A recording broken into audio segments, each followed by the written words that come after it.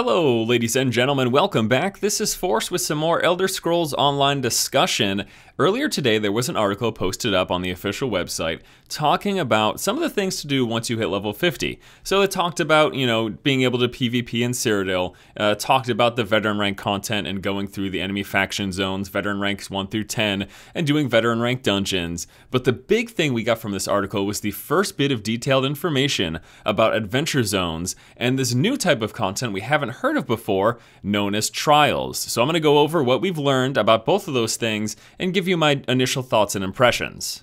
So firstly, we have adventure zones. We've known about adventure zones for some time. We knew it was supposed to be some endgame group-focused PvE content. We've also known the name of the first adventure zone is Craglorn. Well, now we have that detailed information. Adventure zones, starting with Craglorn, will be built for a group of 4. Now, the story of Craglorn is that there was a disappearance of a constellation from the sky, and the warrior, the thief, the mage, and the serpent are all playing a role into trying to unravel the mystery of what happened there. But story aside, what is the gameplay? Well, it's basically this. It's like a regular PvE zone tuned for a group of 4. So what that means is there's going to be story, there's going to be questing progression, there will be towns and ancient relics to save and things like that. The delves, which is like the small group dungeon, the small dungeons, those will be tailored for a group of 4. You'll find a single boss and a sky shard, just like you do in the normal leveling experience. There are also going to be events similar to Dark Anchors, however there's a different fiction behind them and it's called something differently, and again it's tailored for 4 people. There will be large dungeons tailored for 4 people. There's different types of events all over the world, more crafting opportunities, which are basically, as far as I can tell, the set crafting locations. So by all accounts, everything they've said so far in the article is that this is just like a regular PvE zone, but built for a group of 4. It will require 4 people to actually get through. But in the last part of the last paragraph, they say you will gain entry to Trials, which is the large group veteran PvE content in ESO. So prior to today, as far as I'm aware, we've never heard about Trials. At least I've never heard about Trials. This is large-scale PvE, equivalent to what us MMO players would typically call raiding. This is going to be designed for a group of 12 people, and it's supposed to be, obviously, quite difficult, but the really neat thing that they're doing with this is that there's a limited number of resurrections. They're using a system known as the Soul Reservoir, and essentially once you use up all of your Soul Reservoir, that's it. You fail the trial and you have to start over. So these are going to be difficult 12-person encounters where you'll make it through these various boss fights. However, you can't just keep dying. You can't be throwing your face against these encounters and just keep resurrecting and keep trying it over and over again. If you get halfway in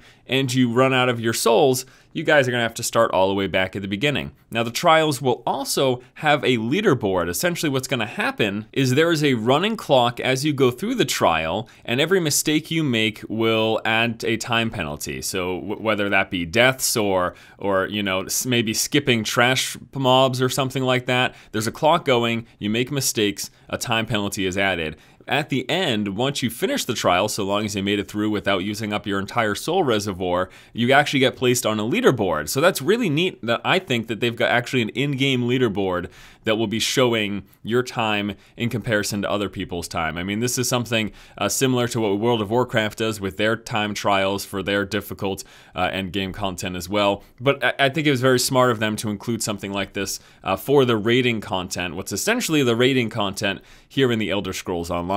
So just as a quick recap, adventure zones are basically standard PvE zones tailored for a group of 4, and in adventure zones, the first one of which is going to be Craglorn, you will have access to your first trial, and the trials are tailored for groups of 12, and they are time-based with a clock and a set number of respawns, endgame PvE content. Now, beyond the fact that there's a time and there's a restriction for death, we don't know much else about the trials. We don't know what the encounters are going to be like. We don't know if it's just going to be standard trash mobs boss, trash mobs boss, trash mobs boss, trash mobs, final difficult boss that a lot of people have a hard time with, and then, eventually they figure it out and they move on. We're not exactly sure how the trials will be structured, other than that it's hard and it's tailored for 12 people. But basically, we know what to expect from adventure zones. Expect what you've seen in all the other zones in Cyrodiil, just built for 4 people. So now that that information is finally out there, what do you guys think about this? Frankly, I'm actually pretty excited with what little we know so far of Trials. Again, we do need more information before I can really say,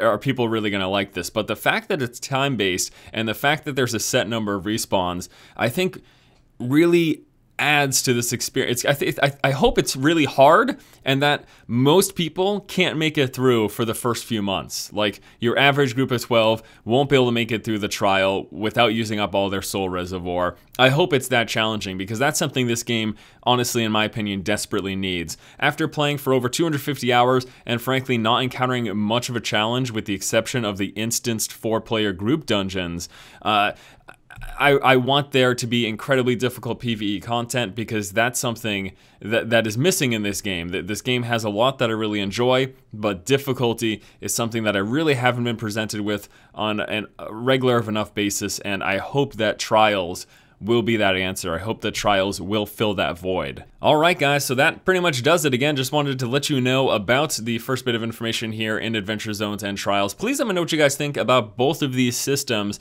based on the limited information that we have so far. We don't have a set release of the first Adventure Zone Craglorn.